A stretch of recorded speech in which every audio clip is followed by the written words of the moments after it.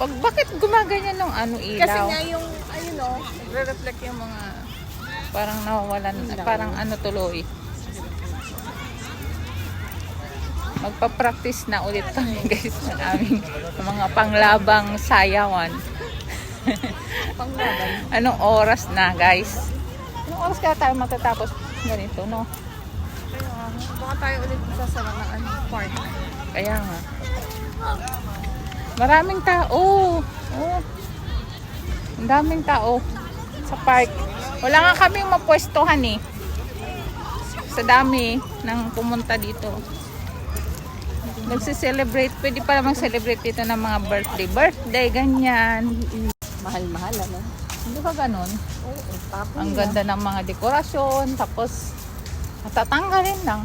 Tapos wala na. Diba? yung culture natin. So, pag sinabing handa, handa talaga.